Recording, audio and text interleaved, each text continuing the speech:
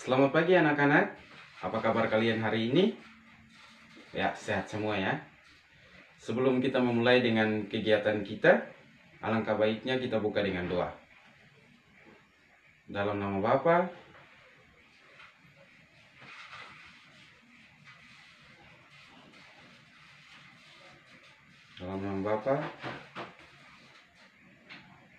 Hari ini ada yang tidak masuk? Semua masuk ya. Fanny dan Elvi, kenapa pertemuan kemarin tidak masuk? Ya, kalau ada halangan atau sakit, segera hubungi saya atau minimal ketua kelas harus tahu ya. Tujuan pembelajaran kita hari ini agar siswa tahu cara pembuatan koloid. Pada pembahasan sebelumnya, kita telah membahas tentang 3 macam dispersi, yaitu yang pertama larutan, yang kedua suspensi, dan yang ketiga koloid.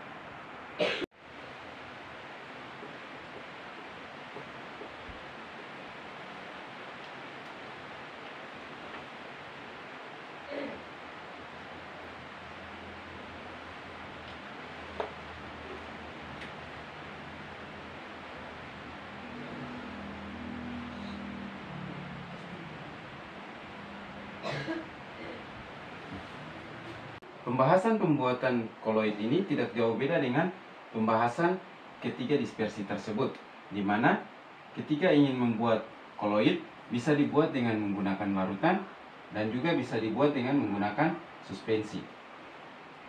Apa sih perbedaan dari ketiga dispersi ini? Perbedaannya adalah terletak pada ukuran. Ukuran apa? Ukuran partikelnya.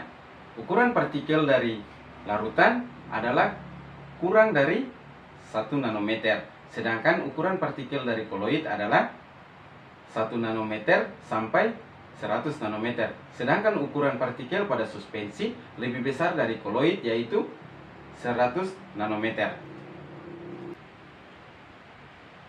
Kurang dari 1 nanometer.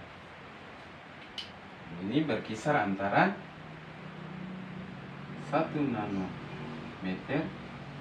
sampai 100 nanometer. Sedangkan suspensi lebih besar dari 100 nanometer. Nah, di sini kalau kita ingin membuat koloid dari larutan dan suspensi, maka kita harus memakai 2 cara. Yang pertama yaitu cara kondensasi dan yang kedua yaitu cara dispersi.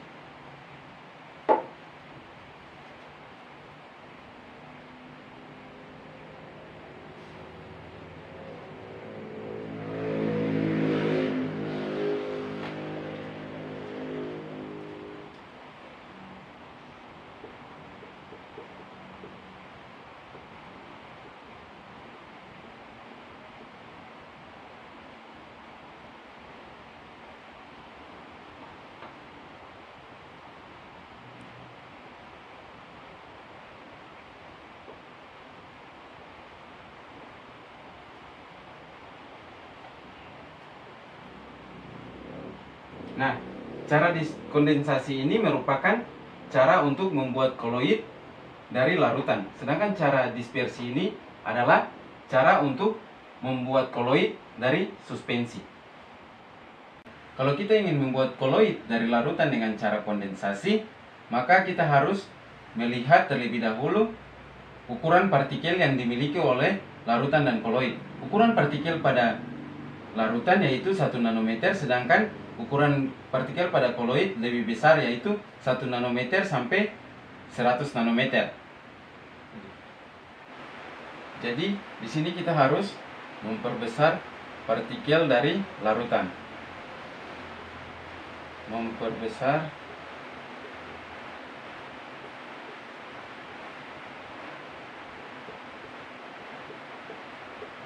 partikel. Sedangkan pada cara dispersi adalah kebalikan dari cara kondensasi, di mana partikel pada suspensi dihaluskan agar bisa menjadi partikel koloid. Jadi di sini dihaluskan. Nah, pada cara kondensasi ini terdapat dua reaksi, yaitu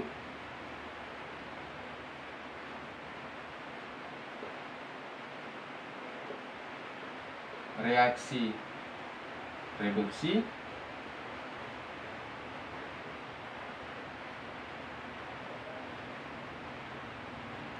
dan di sini adalah reaksi hidrolisis.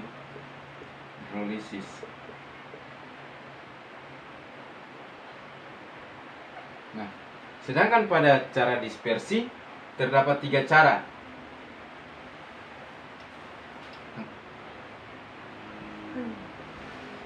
Reaksi redoks adalah cara untuk melibatkan koloid dengan reaksi reduksi.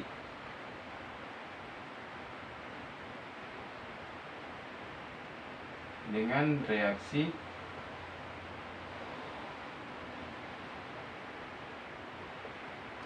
reduksi. Mengapa demikian? Karena logam dari senyawa direduksi hingga terbentuk agregat atom logam. Contohnya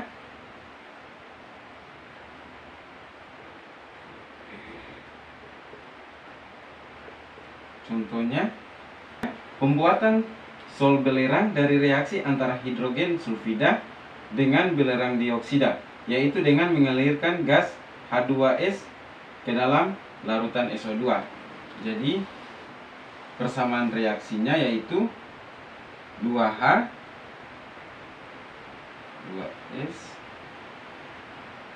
2H2S direaksikan dengan SO2 akan membentuk 2H2O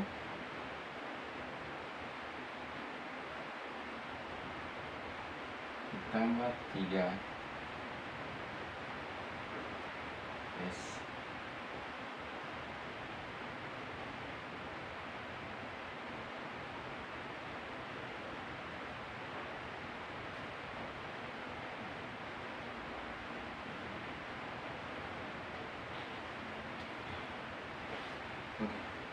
Contohnya adalah pembuatan sol FeOH 3 kali dari hidrolisis FeCl3 apabila ke dalam air mendidih ditambahkan larutan FeCl3, maka akan terbentuk sol FeOH 3 kali. Persamaan reaksinya adalah FeCl3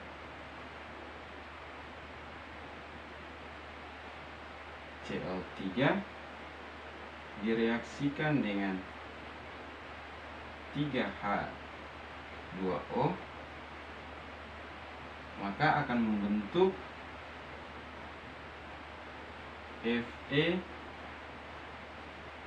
3 kali ditambah 3HCl.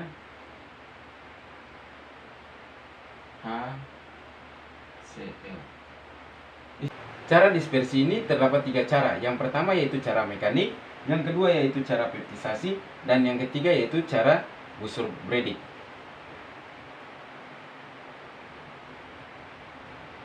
Cara mekanik,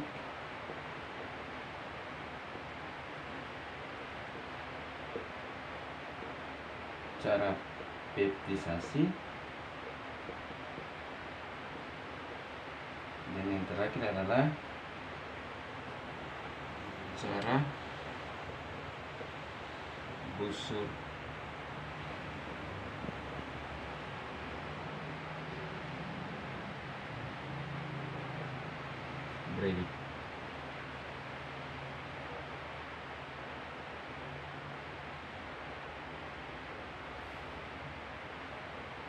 Cara mekanik ini, koloid dibuat dengan penggerusan zat padat serta percobaan zat cair. Jadi di sini koloid dibuat dengan penggerusan zat padat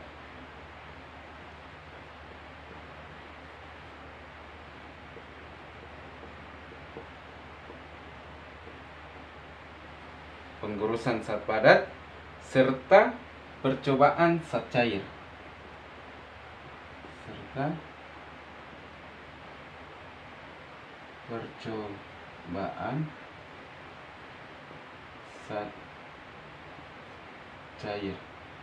Contohnya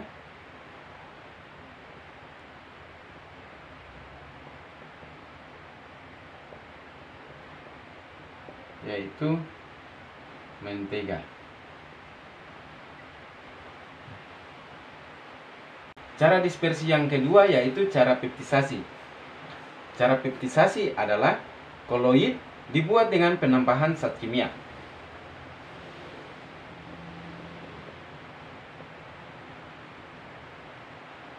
Koloid dibuat dengan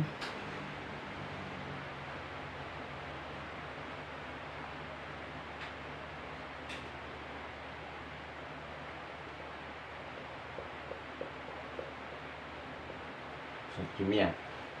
Nah, partikel endapan yang kasar akan dipecah-pecah menjadi partikel koloid dengan penambahan elektrolit. Contohnya pada pembuatan agar-agar, di mana serbuk agar-agar ditambah air akan membentuk agar-agar yang siap disaji. Itulah contoh koloid.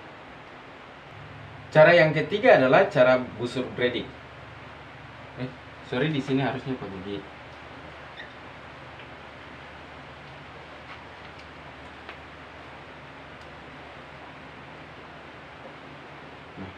Cara busur Bredig ini digunakan untuk membuat sol-sol logam. Jadi, cara busur Bredig ini merupakan gabungan antara cara dispersi dengan cara kondensasi.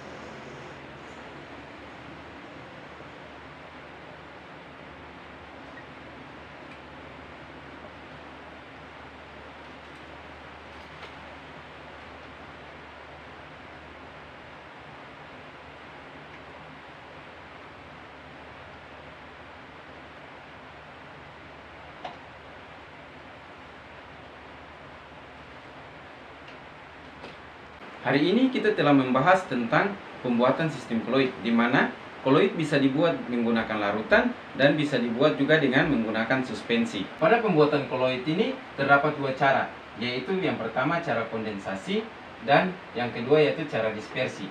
Nah, di cara kondensasi ini ada dua reaksi, yaitu reaksi reduksi dan reaksi hidrolisis. Sedangkan pada cara dispersi terdapat tiga cara. Yang pertama yaitu cara mekanik, yang kedua yaitu cara peptisasi, dan yang ketiga yaitu cara Bredig.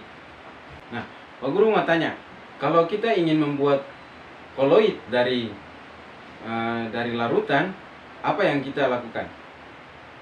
Ya, kita harus memperbesar partikelnya. Sedangkan kalau kita ingin membuat koloid dari suspensi, maka kita harus memperhalus partikelnya agar sama dengan partikel koloid. Baik, hari ini kita telah membahas tentang pembuatan sistem koloid. Nah, untuk materi berikutnya kita akan membahas tentang koloid dalam kehidupan sehari-hari. Ya, hari ini tidak ada tugas, jadi Bapak harap kalian pulang dan belajar tentang pelajaran untuk pertemuan berikut. Ya, sebelum kita akhiri perjumpaan kita hari ini, Amel pimpin kita dalam doa.